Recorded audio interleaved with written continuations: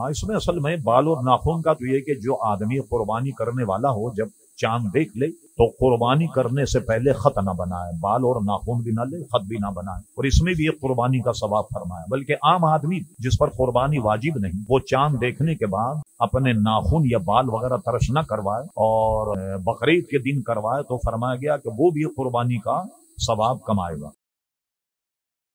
शरन तो यह है कि हमारे दीन में इंसान ही नहीं बल्कि जानों पर भी रहम करने की जरूरत है। ठीक है, मसलन हमारे मसाइल की किताबों में यह है कि जानवर को ज़िबा करने के बाद जब तक वो ठंडा नहीं हो जाए, उसमें हयात की रमक जब तक बाकी उसकी खाल नहीं उतारी जाए। जब उसमें हयात की रमक खत्म हो गई, देखा आपने कि बिल्कुल अब बेजान हो गया, उसके बाद आप उसकी खाल उतार। समझे, जब तक उसमें जान है उसको तड़पने दें और उसके बाद उसकी खाल उतार। पानी डालने से अगर किसी का तजुर्बा ये हो कि जानवर में जल्दी से जान निकल जाए तो पानी डालने में हरज भी नहीं, लेकिन उसकी खाल वगैरह उस वक्त उतारी जाए जब तक कि जानवर में बिल्कुल जान खत्म हो जाए और हयात की रमक बिल्कुल उससे खत्म हो जाए, तब जानवर को दूसरा काम किया। ऊंट की उम्र हमारे नजदीक 5 साल और गाय से मुतालिक जिसने उसकी नौय, मसलन भैंस या भैंसा या गाय या बैल, इसकी उम्र पूरी 2 साल होनी चाहिए। बकरा और बकरी, इनकी उम्र पूरी 1 साल होनी चाहिए। दुम्बा अगर देखने में फरबा हो और देखने में ऐसा लगे जैसे साल भर का हो तो तब उसकी कुर्बानी जायज होगी, वो भी दुम्बे की। आपको सुनकर परेशानी हो, खुद हमें भी परेशानी। जितनी कराची में ऊंट की कुर्बानियां हैं ये सब जाया हो। इतने ऊंट हैं शहर में जो मैंने देख, जो मेरा तजुर्बा है, 2 साल 2.5 साल 3 साल, सिर्फ इतनी उम्रें ऊंट की। 5 साल उम्र होनी चाहिए ऊंट। भाई वो तो 2 साल में बड़ा हो जाता, उसका तो नाम ही ऊंट है, वो तो 2 साल में लंबा चौड़ा हो जाता और लोग आकर के बेच देते हैं और लोग इसको फख्र समझते हैं कि भाई मोहल्ले में जरा शोहरत हो गई, भी हमने ऊंट ज़िबा किया। एक मसला ये भी हमारे यहाँ लिल्लाहियत तो अब कम हो गई, मोहल्ले वालों को बताना होता है कि हमने 20 लाख की गाय ली है, 10 लाख की गाय ली, उसको घुमाया जाता, फिराया जाता। बल्कि बहुत बड़े ऐसे सरमाएदार हैं कि आपको ताज्जुब होगा जिनका कुर्बानी का बजट 12 करोड़, एक फैमिली के कुर्बानी का बजट 12 करोड़, तो 20-20 25-25 लाख के इतने बड़े जानवर लेते हैं कि लोग उसकी जियारत करने के लिए आते हैं। और उसका भी टाइम है, सुबह 9 बजे से लेकर के शाम के 5 बजे तक, उसके बाद आप जाएंगे तो उसकी जियारत नहीं हो सकेगी आप। तो महज लोग नाम नमूद के लिए ऊंट ज़िबा करते हैं। और किसी भी ऊंट के माहिर से आप पूछ लें, जितने ऊंट लोगों में बंधे हुए, क्या इनकी उम्र 5 साल है? हमें तो इसका इतना तर्जुमा है, लेकिन जो जानवर रखने वाले लोग, उनका तो तजुर्बा है कि उम्र कितनी है। इसी तरह गाय, इसकी उम्र भी पूरी 2 साल होनी चाहिए। इसमें इतनी एहतियात बरतनी चाहिए कि 2 साल में अगर जैसे किसी ने खुद गाय पाली या बैल पाला, वो देख रहा है कि 10 जिलहिज्जा को उसकी उम्र 2 साल में 1 दिन कम है, तो 10 तारीख को कुर्बानी नहीं होगी, 11 तारीख को कुर्बानी होगी, इसलिए कब उसके 2 साल मुकम्मल हो गए।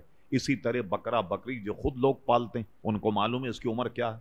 अगर उसमें 1 दिन कम है या 2 दिन कम है तो तीसरे दिन कुर्बानी होगी, 1 दिन अगर कम है तो दूसरे दिन होगी। तो इसलिए इसमें जानवर खरीदते वक्त बहुत ज्यादा एहतियात बरती जाए और जानवर बेचने वालों पे भरोसा नहीं किया जाए। ये तो कोई फरबा जानवर हो तो कस्में भी खा लेंगे, साहब ये लीजिए वो लीजिए, ठीक। आपको ताज्जुब होगा, ऐसे ऐसे हमारे पास केस आए कि नकली दांत लगा दिए और बाद में जब वो चारा खाने लगा तो दांत गिर गए। बल्कि ऐसा भी हुआ कि जानवर जब लिया उन्होंने तो लेने के बाद पकड़ धकड़ में सींग जब निकला तो पता लगा कि एल्फी से सींग जोड़ा गया। ये एल्फी कंपनी को भी मालूम नहीं होगा कि एल्फी हमारी इस काम में भी काम आती होगी कि जिससे कुर्बानी के जानवरों के सींग जोड़े जाएं। एल्फी से सींग जोड़ देते, उसका सींग अगर कट जाए तो उसमें क्या होता है, उसको कहते हैं मीख। सींग जो है एक अलग से जब टूटता है तो वो बिल्कुल अलग होने के बाद उसकी जो बुनियाद है वो नजर आ जाती, तो उस पर जोड़ देते हैं सींग। तो अगर मेंग तक सींग टूट जाए जानवर की तो उसमें आधा ऐब हो गया, यानी 2 सींग है तो आधा ऐब होने की वजह से उसकी कुर्बानी नहीं हो, तो जानवर जो है वो देख कर लिया जाए। हुजूर अलैहिस्सलातु वस्सलाम ने मेंढा ज़िबा किया। हज़रत उम्मुल मोमिनीन हज़रत आयशा सिद्दीक़ा रज़ियल्लाहु अन्हा से रिवायत, हुजूर ने मेंढा ज़िबा किया और उसकी कैफियत ये बताई, जो सिहाई में चलता हो, सिहाई में बैठता हो, सिहाई में देखता, यानी उसकी आंखें सियाह थीं, पैर उसके सियाह थे और पेट उसका सियाह था। तो मेंढा जो है उसकी कुर्बानी अफजल ठहरी। کہ हुजूर अलैहिस्सलाम का तरीका होने के, मगर ये इस्तेहबाब है। और कुर्बानी में कोई भी जानवर ज़िबा किया जाए तो शरन उसकी कुर्बानी हो जाएगी, चाहे वो गाय हो, बकरा हो, दुम्बा हो। यहाँ तक कि लोग कुर्बानी करते नहीं, भैंस और भैंसे की कुर्बानी भी जाए। जैसे गाय में 7 शरीक हैं, भैंस को अगर ज़िबा किया जाए तो उसमें भी 7 हिस्से होंगे। उमन आपने देखा कि लोग भैंस ज़िबा नहीं करते, बल्कि साला साला जितना गोश्त खाते हैं सब भैंसों ही का गोश्त खाते हैं बनामे गाय, समझ गए ना। उस पर वो हल्दी लगाकर उसको पीला कर दिया जाता है ताकि लोग समझें कि ये गाय का गोश्त है, क्योंकि जो भैंस है उसके चर्बी में पीलाहट नहीं होती, सफेद होते। तो उसको हमारे यहाँ तो आप साइंस ने कितनी तरक्की कर ली, लोगों ने हल्दी लगाकर उसको पीला कर देते हैं ताकि लोग समझें कि ये गाय का गोश्त है, वरना साला साल हम भैंसों का गोश्त ही खाते हैं। तो कुर्बानी भी भैंस की जायज है।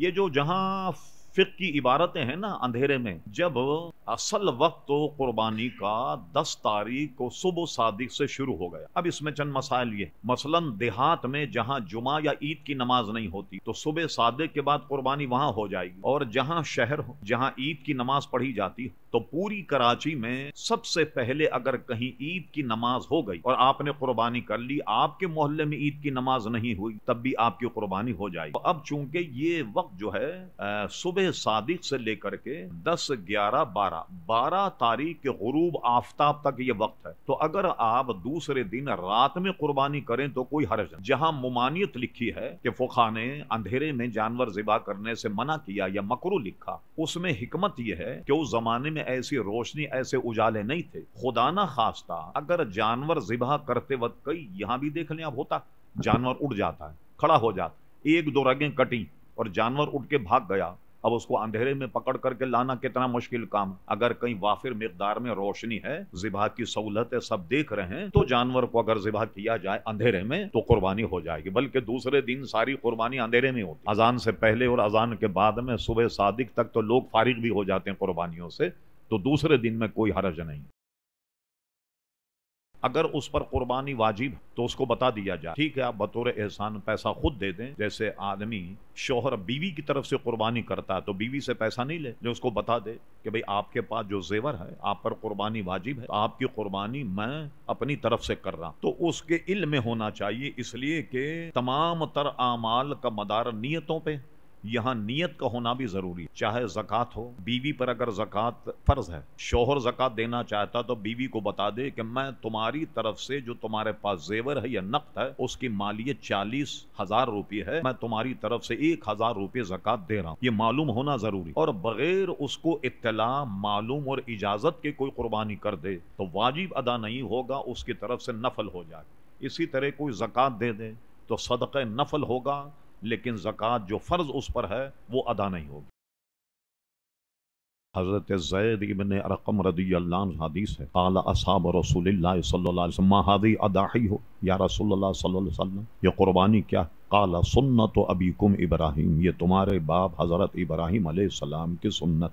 एक और रिवायत में है कि उसके हर बाल के बदले एक नेकी। और ये भी है कि कुर्बानी अपने साहिब को अपने ऊपर बिठाकर पुल सिरात की राहदारी और पुल सिरात से गुजारे, ये भी उसकी फजीलत। इसलिए फरमाया कि फरबा और अच्छा जानवर का इंतखाब किया जाए कुर्बानी के लिए। ऐबदार जानवर, उसके मसाइल बेशुमार, कौन सा ऐब पाया जाए तो कुर्बानी हो जाएगी, कौन कौन सा ऐब पाया जाए तो कुर्बानी न होगी, इसकी तो पूरी बहस हमारे कुतुब फिक़्ह में मौजूद है। तो इसलिए कुर्बानी ही करना इस महीने में जिस पर वाजिब, उसके लिए यही ज़रूरी, इसका कोई और नेमल बदल नहीं। जैसे आजकल परवेज़ी और इस किस्म के लादीन फ़िरक़े अपने आप को इस्लामी कहते हैं कि साहब कुर्बानी की रकम किसी गरीब को दे दी जाए, यतीम खाने में दे दी जाए, किसी गरीब को कपड़े बना दिए जाएँ, हरगिज़ नहीं। पूरी उम्मत का इस पर इजमा कि कुर्बानी जो है दिनों में अय्यामुल अदहा में कुर्बानी ही की जाएगी और उसका कोई नेमल बदल नहीं। हाँ, उसका बदल कब होगा? जैसे एक आदमी पर कुर्बानी वाजिब न थी, लेकिन वो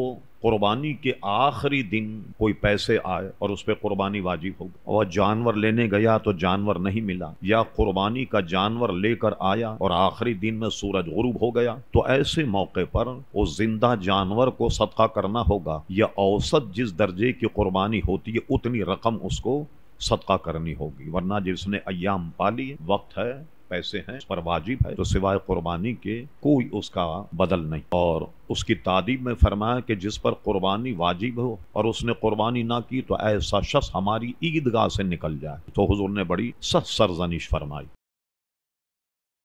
सबसे पहले तो आप अपनी कुर्बानी करें। ऐसा नहीं होगा, बाज हमने लोगों को देखा कि जिनके पास एक कुर्बानी की इस्तेताअत, वो क्या करते हैं, एक साल अपनी कर देते हैं, एक साल बेगम की कर देते हैं, एक साल अब्बा की कर देते हैं, एक साल अम्मा की कर देते हैं। यानी जिस पर कुर्बानी वाजिब है उसको कुर्बानी करना जरूरी। एक बात, अब आप बतौर एहसान अपने वालिदैन को इसाले सवाब के लिए अगर कुर्बानी करना चाहें तो पहले आप अपनी कुर्बानी करेंगे, और अगर अल्लाह ने आपको माल दिया है तो वालिदैन या किसी भी अपने अजीज की कुर्बानी कर सकते हैं। हमारे फतावे की किताब में ये भी है कि कोई अगर साहिब सरवत है तो वो अपनी कुर्बानी करे और एक हुजूर अलैहिस्सलाम के नाम की भी कुर्बानी करे। उसकी वजह क्या? देखिए, बहुत इसको हमातन गोश समात फरमाया गया।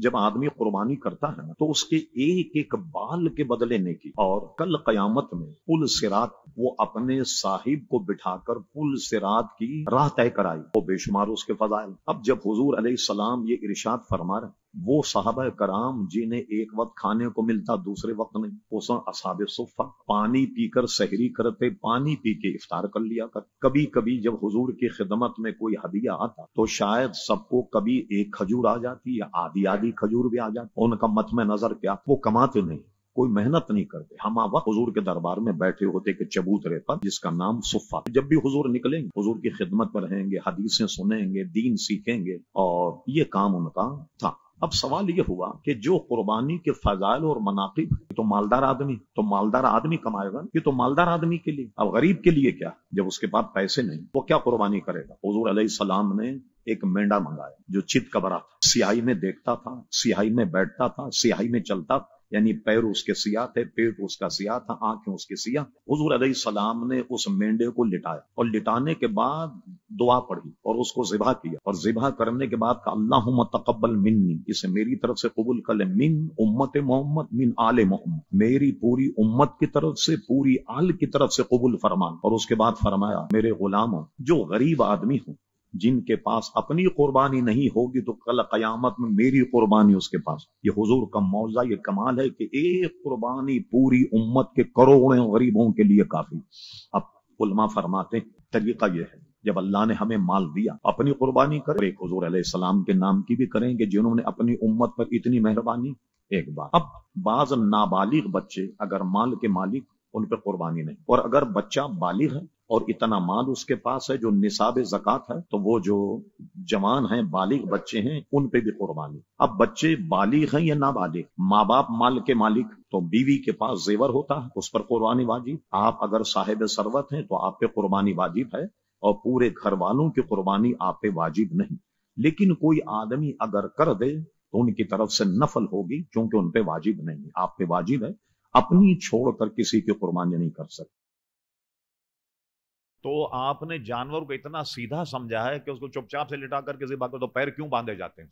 भाई पैर उसके बांधो, क्या धागे से बांधोगे उसके पैर के उठकर भाग जाए? यही तो बताओ ना, जानवर को मजबूती के साथ बांधो, 2-3 आदमी उसको पकड़ भी लेते हैं ताकि उठ के भागे नहीं। और ये तो एक आधे मिनट का फेल होता है कि जिसमें चारों रगे कट जाएं। इसीलिए सुन्नत ये है कि हुजूर अलैहिस्सलाम ने छुरी फेरने से पहले फरमाया कि पहले छुरी को और तेज कर, यानी छुरी को मजीद तेज किया जाए, ताकि ये खराबी पैदा ना हो कि जानवर पर छुरी फेर रहे हैं आप और छुरी नहीं चल रही, तो जानवर जो है वो अगर उड़ गया तो आपके लिए एक वबाल होगा। पैर वगैरह उसके इसीलिए बांधे जाते हैं ताकि वो खड़ा ना, उठे नहीं। ताकि आप अगर खुद ज़िबा कर रहे हैं तो चारों रगे आप ही ज़िबा करें, और 4 रगें जब कट जाएं, जानवर ज़िबा हो जाए, अब बाकी का काम उसको मजीद करना, और वो सीने में एक छुरी मारकर खून को निकालता, ये फेल अगर वो करे उसमें शरन हरज नहीं। लेकिन आप पूरी कुर्बानी करके हाथ से छुरी छोड़ें ताकि कोई शुबा ही नहीं।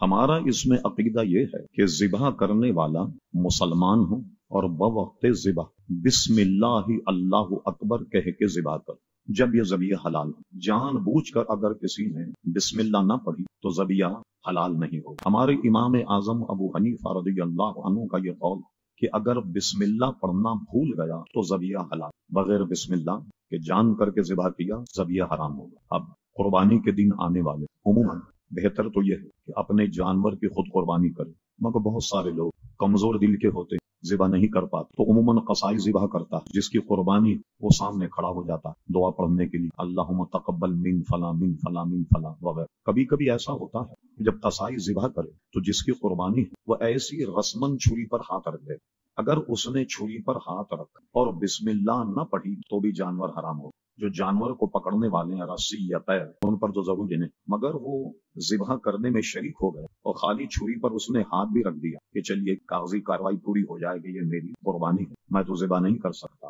اور اس نے اگر بسم اللہ نہ پڑھی تو وہ جانور بھی حرام ہو گیا اور قربانی بھی ضائع ہو گئی۔ اس لیے ایک بات اب رہا کہ اس کا بچنا کیوں کر ممکن ہے۔ اب آئیے، یہ پاکستان عموماً مشہور یہ ہے عموم بلوا کہ مسلمان ہی ذبح کرتے ہیں، ایک ایک کی تحقیق کرنا ناممکن ہے، تو ہم اس پر فتویٰ نہیں دیں گے کہ جو جانور بازار میں یہ حرام۔ البتہ جہاں ہمیں یقین، جیسے امریکہ، یورپ، وہاں یقین کی حد تک ہمیں معلوم، بلکہ بعض مذبح خانے میں جا کر ہم نے معائنہ کیا، تقریباً 999% مشینی ذبح، مشین میں ایک چھری ہوتی ہے اور اس کو ذبح کرتے ہیں۔ ایک آدمی، تماشا دیکھیے دین کا کیسا بنایا ہوں، بسم اللہ اللہ اکبر کہہ کے بٹن دباتا ہے۔ اب جب تک مشین چل رہی وہ بسم اللہ شریف ویلڈ، کہیں کہیں تو ایک ایک کو الگ الگ دبایا جائے، اور ورنہ جب تک مشین چل رہی ہے، جب تک بند نہیں ہو تو ایک ہی بسم اللہ کا اللہ اکبر۔ ابھی بھی اس دور میں آپ چلے جائیں پنجاب، سندھ، سرائی کی دیہاتوں میں، ان بے وقوفوں نے کیا کیا کہ چھری پر لکھ دیا بسم اللہ اللہ اکبر۔ اچھا، اب چونکہ کسی کو پڑھنا نہیں آیا تو سوچتے ہیں کہ چونکہ چھری پر بسم اللہ لکھا ہوا اس لیے ذبح کرنے سے جانور حلال ہو جائے گا۔ بالکل حلال نہیں ہوگا، بلکہ یہ تو قابل توبہ جرم ہے۔ قرآن کی نص سے یہ ثابت کہ بہتا و خون حرام، اور چھری پر آپ نے لکھا بسم اللہ اللہ اکبر، تو یہ اللہ کا نام غلاظت میں گیا یا نہیں گیا؟ اس سے بھی توبہ کرنی چاہیے، رجوع کرنا چاہیے، یہ طریقہ بھی صحیح نہیں۔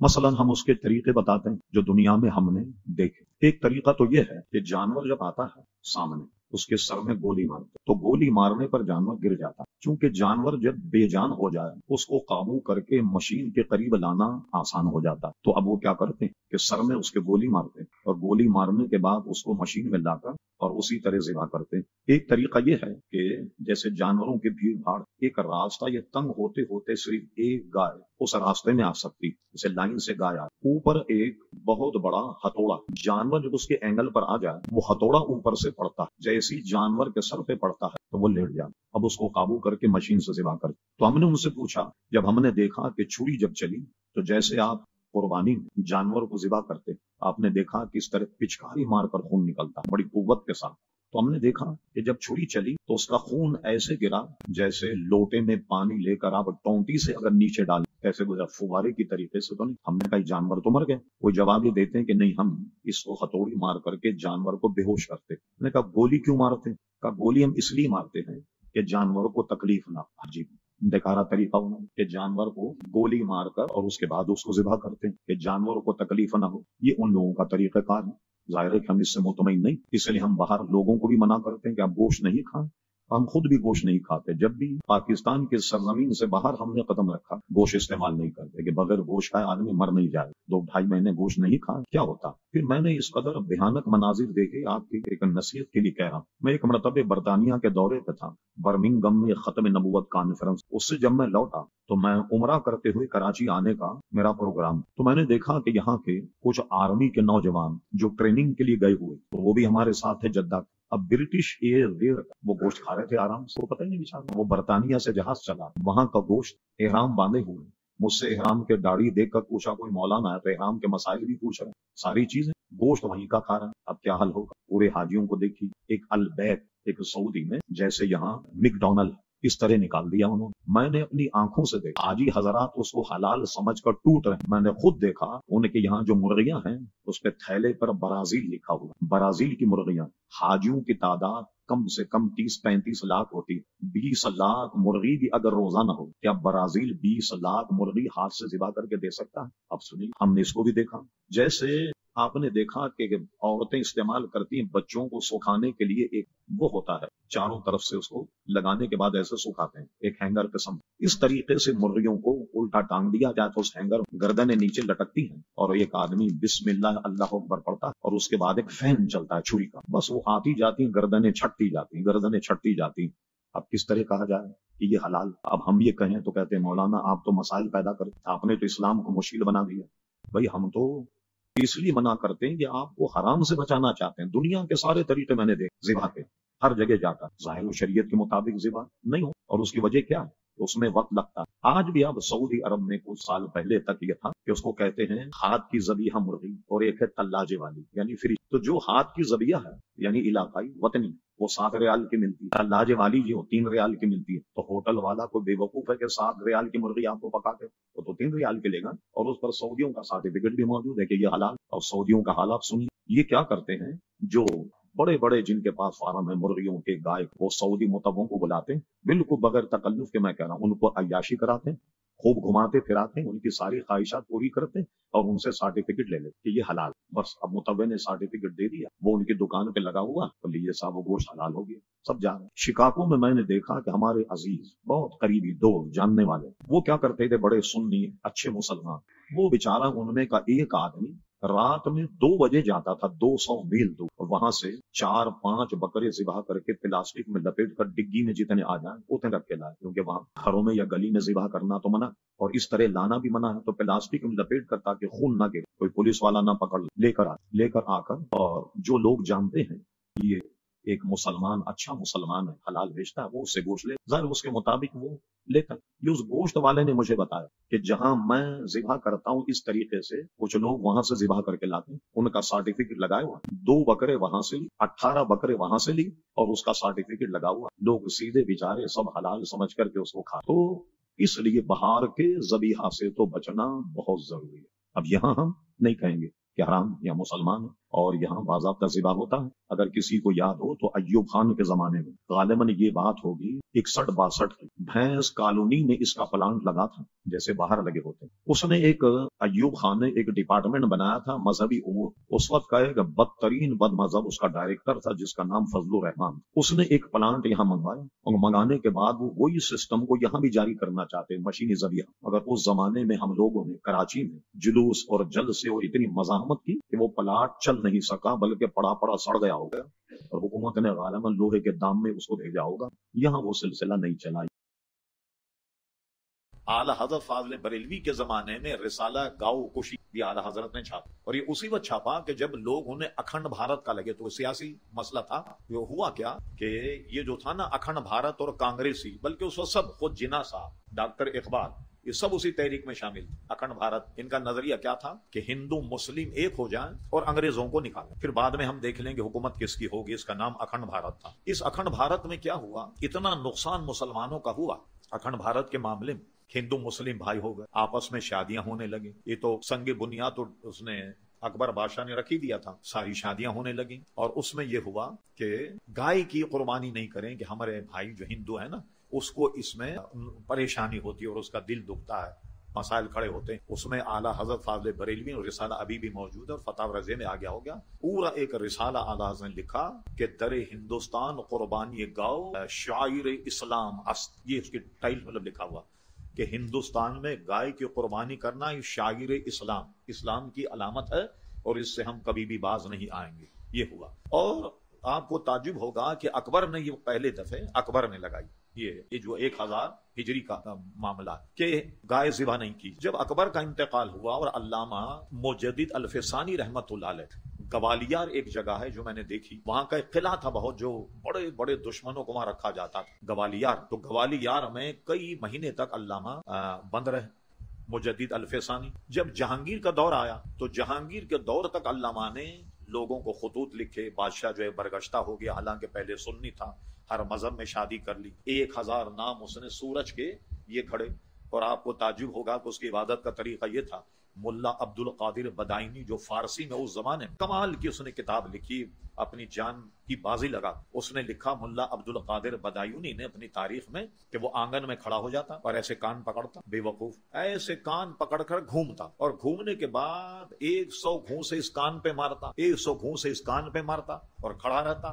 उस वक्त तक फजर तुलू हो जाती, जब फाटक खुलता किले का तो सारे लोग उसको सजदा करते। अब चलिए जहांगीर ने ऐसा नहीं किया, और मौलाना से दरखास्त की मुजद्दिद साहब क्या बाहर आ जाइए, चलिए। और अल्लामा मुजद्दिद साहब ने उस जमाने के बाद 1000 हिजरी, उस जमाने में ये शर्त लगाई कि मेरी चंद शरायतें बाहर आने। वो शरायत क्या है? शर्त ये है कि आपके किले के गेट पर एक मस्जिद बनाई जाए, یہ اس کو توڑا گیا تھا اکبر کے دور، اس مسجد کو بنائے اور بادشاہ روزانہ اس مسجد میں باجماعت نماز پڑھے، سجدے تعظیمی کو ختم کر دے کہ اب کسی انسان کو انسان کا سجدہ جائز نہیں۔ یہ تھا جتنے مساجد اور مدارس گرائے گئے دوبارہ ان کو بنایا جائے، اور اس میں ایک شرط یہ بھی تھی کہ خود بادشاہ جہانگیر قلعے کے دروازے پر آئے اور سب اپنے مصاحبین کو بلائے، اور بلانے کے بعد گائے کی قربانی کرے اپنے ہاتھ سے تاکہ پتہ لگے کہ یہ مسلمان۔ تو یہ قصہ تو ہندوؤں کو راضی کرنے کے لیے اس زمانے سے چل رہا تھا۔ پھر اکھنڈ بھارت میں وہ جناب آیا، پھر اکھنڈ بھارت میں تو یہ آپ کو تعجب ہوگا، پولیٹیکل سائنس میں لوگ اس کو اس لیے نہیں پڑھاتے کہ اس میں علماء اہل سنت کا تذکرہ۔ اکھنڈ بھارت میں یہ ہوا کہ آپ کو تعجب ہوگا کہ مسلمانوں نے چوٹیاں رکھنا شروع کر دی، گائے ذبح نہیں کرتے تھے، گھنٹا بجاتے تھے جا کر کے ہندوؤں، یہ سارے کام انہوں نے کیے مسلمانوں۔ بلکہ اعلی حضرت فاضل بریلوی نے فتاوی رضویہ کی 6 جلد میں اس کا تذکرہ کیا۔ اکھنڈ بھارت میں ابوالکلام آزاد مضافات بریلی میں جب جمعہ پڑھانے کے لیے آئے تو انہوں نے خلفائے راشدین کی جگہ گاندھی کا نام لیا۔ اب یہ مسلمان ہندو اتنے آپس میں اتنے گٹ مٹ ہو گئے کہ ایک دفعہ گاندھی کو بلایا گیا، اور گاندھی کو بلانے کے بعد ممبر شریف پر مسجد میں بٹھایا گیا اور یہ کہا گیا کہ حضور پر نبوت ختم ہو گئی، اگر حضور پر نبوت ختم نہ ہوتی تو گاندھی نبی ہوتا۔ معذاللہ یہ کہا گیا۔ علامہ ابو نور محمد بشیر صاحب سے میری بہت پرانی ملاقات تھی، میں اپنے نوجوانی سے ان کے تقریریں میں سنتا تھا، اور جب میں سیالکوٹ گیا مولانا ضیاء اللہ صاحب ایک بہت بڑے عالم دین تھے ہمارے، انہوں نے مجھے بلایا۔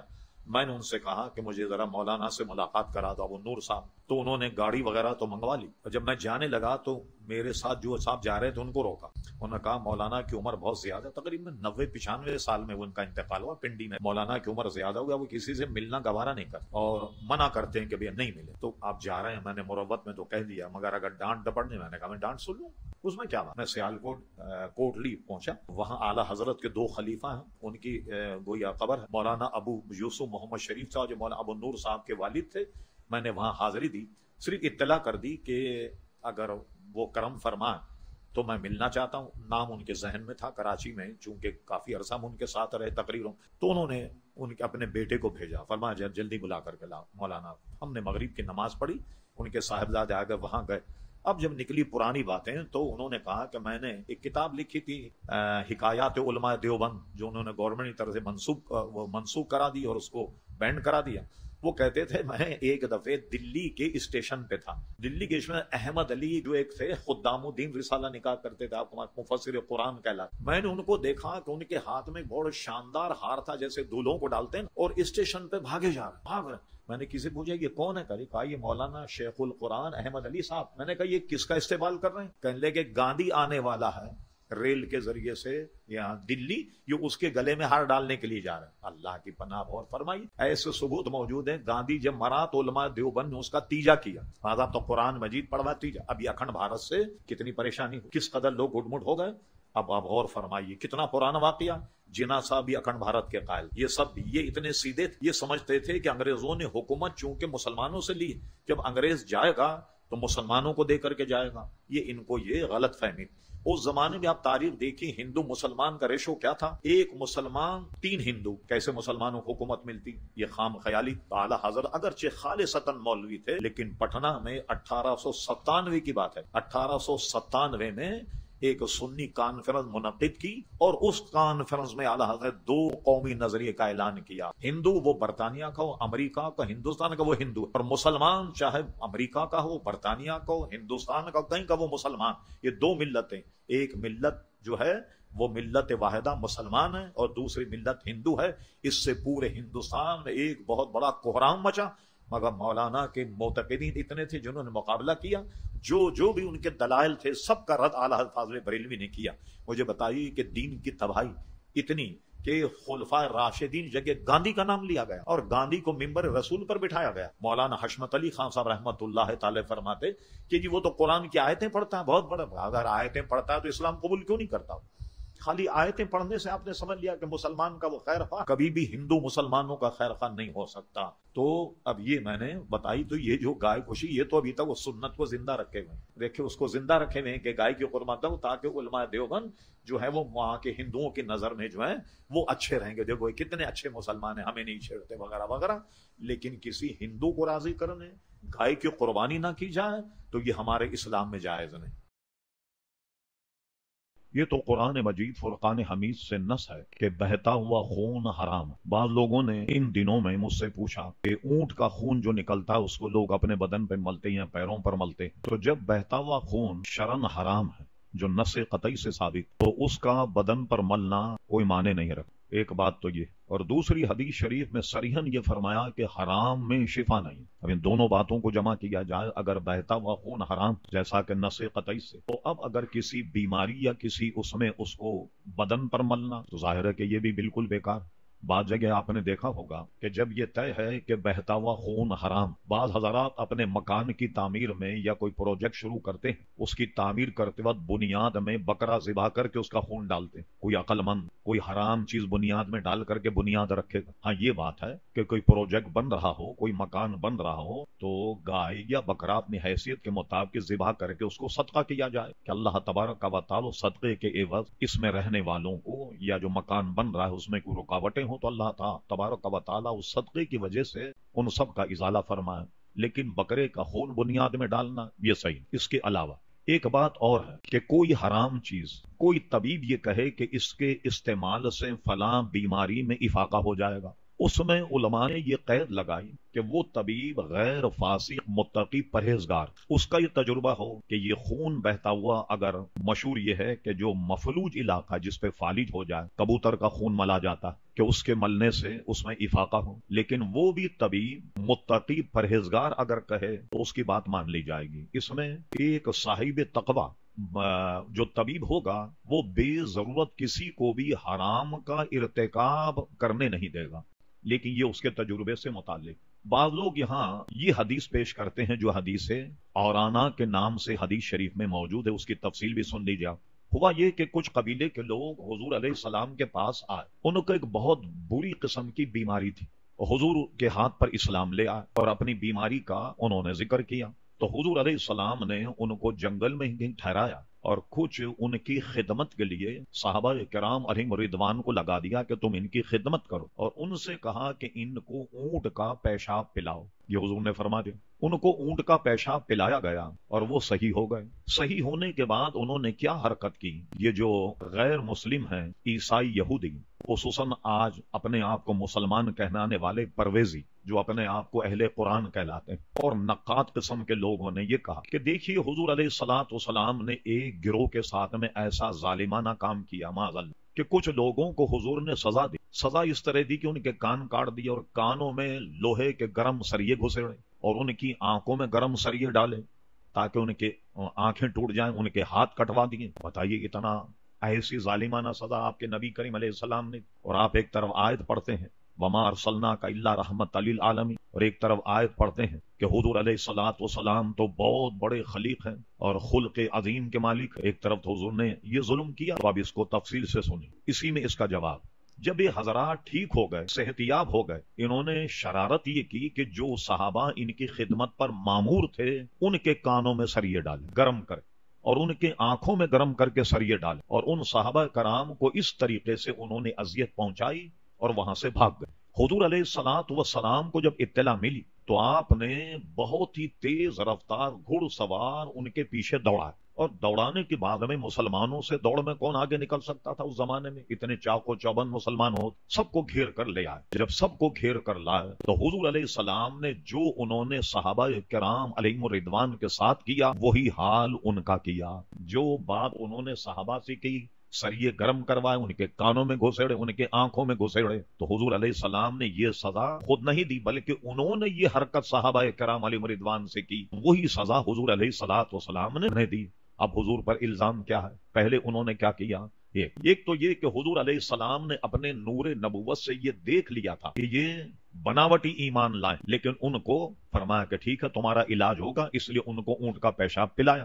اب اس میں ہمارے فقہاء اور محدثین بحث چل، کوئی اونٹ کا پیشاب پلایا تو اس لیے کوئی ناجائز یا چیز ایسی ہو تو اس کو گویا بطور دوا اگر اس کو پلا دیا جائے تو اس میں کوئی حرج نہیں، لیکن وہاں علماء نے یہ قید لگائی کہ متقی پرہیزگار حکیم اگر یہ کہے کہ اس سے اس کا علاج کر لیا جائے تو علاج ہو جائے گا، صرف اس آدمی کے لیے وہ علاج جائز ہوگا، دوسرے کے لیے جائز نہیں ہوگا، اس لیے کہ مطلق حدیث میں ہے کہ حرام میں شفا نہیں۔ میں اس کے ساتھ یہ بھی آپ کو بتا دوں، بعض ادویات ایسی ہیں کہ جس میں الکوہل کی آمیزش، الکوہل اسپرٹ، اعلیٰ حضرت فاضل بریلوی کے ملفوظات میں فرمایا جو اسپرٹ ہے الکوہل، یہ بدترین شراب ہے، خالی شراب ہی نہیں بلکہ بدترین شراب۔ یہ کیسے نکالی جاتی؟ الکوہل اور اسپرٹ یہ بالکل اسی طریقے سے نکالی جاتی ہے جیسے شراب کو نکالا جاتا ہے۔ تو شراب کو نکالنے میں وہ کوئی ایسے اجزاء اور اس کو فائن کر کے بوتلوں میں بھرتے ہیں کہ جو کم سے کم نقصان، شوق بھی پورا ہو جائے جو نشہ کرنے والے لوگ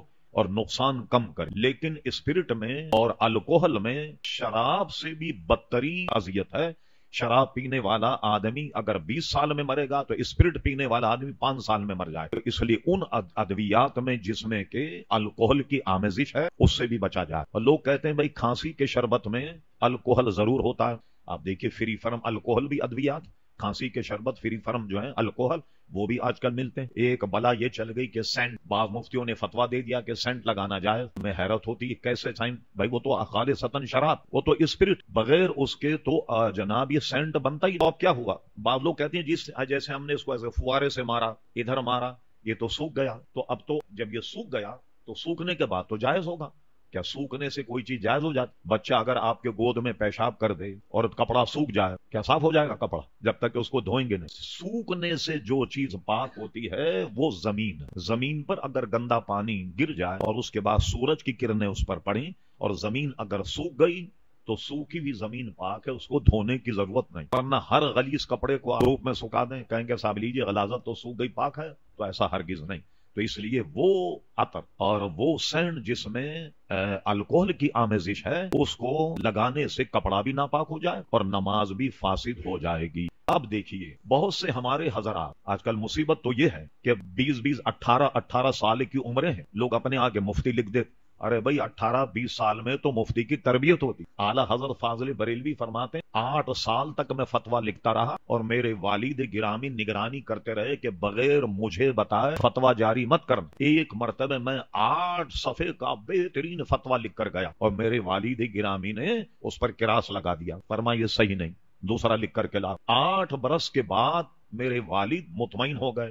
اس کے بعد کا احمد رضا اب تم ہمیں دکھانے کی ضرورت نہیں، اب تم اس فتوے کو جاری کر دیا کرو۔ تو اب یہ حضرات کہتے ہیں کہ صاحب یہ سینٹ جائز ہو گیا۔ یہ اچھا، اب ہمارے مولوی تو کھینچ تان کر اس کو جائز کرنے کی کوشش کر رہے ہیں۔ سب سے بڑا ملک جو سینٹ بناتا ہے ہالینڈ میں جو سینٹ بنانے کی کمپنیاں ہیں وہ تو اب فری فرم الکوہل سینٹ بنا رہے ہیں کہ بھائی مسلمان اس سے نفرت کر رہے ہیں۔ بنانے والے تو فری فرم الکوہل سینٹ بنا رہے ہیں اور ہمارے لوگ کھینچ تان کر اس کو جائز کرنے کی کوشش کر رہے ہیں۔ لہذا ہر وہ چیز جس میں حرام کی آمیزش ہو جائے وہ اس کی حرمت کیا ہے؟ آپ کو تعجب ہوگا کہ کنویں میں کتا گر جائے، کتے کو نکال دیا جائے، 80 ڈول پانی اگر نکال دیں تو کنواں صاف ہوگا، لیکن کنویں میں اگر ایک قطرہ شراب گر گئی کتنے ڈول نکال لیں گے؟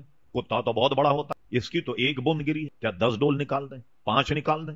ہمارے فقہ حکم دیتے ہیں پورے کنویں کو صاف کیا جائے۔ ایک قطرہ شراب کا پورے کنویں کو ناپاک کر دے گا، پورا کنواں خالی ہوگا۔ اور اس سے یہ بات بھی آپ کے ذہن میں رہے، آپ تو ماشاءاللہ نیک حضرات، کہ ایک قطرہ کنویں میں گر جائے تو پورا کنواں خالی کرنا ہوگا، اتنی اس کی ناپاکی اور پلیدی ہے۔ تو جو لوگ منہ سے پیتے ہوں گے شراب ان کا کیا حال، جو اس کے عادی ہیں ان کا کیا ہوگا، جو رواج بن گیا آج کل نوجوانوں میں۔ اللہ تبارک و تعالیٰ اس سے ہمیں پرہیز کرے کہ کسی بھی بیماری کے لیے اس طریقے سے ہاتھوں پر یا چہرے پر خون کا ملنا ناجائز، اور اس کی تفصیل میں نے بتا دی۔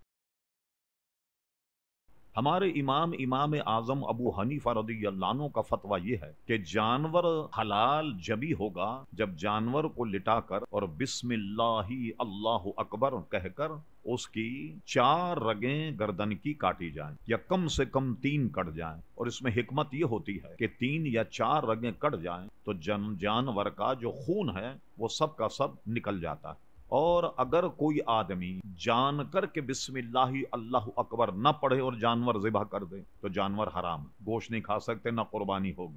اور امام اعظم ابو حنیفہ کا یہ بھی فتویٰ ہے کہ ذابح جانور ذبح کرنے والا اگر تکبیر پڑھنا بھول گیا تو جانور جائز۔ لیکن سمجھائے کوئی ضروری نہیں جانور کو ذبح کیا جائے، تکبیر نہیں پڑھی جان کر تو وہ جانور ذبیحہ جو ہے وہ ہمارے نزدیک حلال ہی نہیں، بھولنے کی صورت میں حلال۔ لہذا جب ہم قربانی کرتے ہیں تو بہتر یہی ہے کہ قربانی کرنے والا خود چھری پھیرے، خود ذبح کرے۔ مگر ہمارے یہاں لوگ ذرا بزدل بھی ہیں، بلکہ قربانی کا خون دیکھ کر ان کو چکر آنے لگ جاتی، تو خود اپنے ہاتھ سے ذبح کریں جانور تو یہ عیب نہیں ہو۔ اس میں ایک اور بھی مسئلہ ہے، قصائی ذبح کرتا، ٹھیک ہے، اس کو یہ مسئلہ معلوم ہو یا بتا دیا جائے کہ بھائی دیکھیں بسم اللہ اللہ اکبر پڑھا، لوگ رسمی طور پر جانور ذبح کرتے وقت چھری پہ ہاتھ رکھ دیتے کہ قصائی ذبح کر رہا ہے، انہوں نے چھری پہ ہاتھ رکھ دیا کہ ان کی طرف سے قربانی ہے تو یہ ہاتھ رکھ، اگر اس ہاتھ رکھنے والے نے چھری پر ہاتھ رکھا اور اس نے تکبیر نہیں پڑھی تب بھی جانور حرام ہو جائے گا۔ ہاں، جو جانور کے دم یا اس کے پیر پکڑ کر بیٹھنے والے لوگ ہیں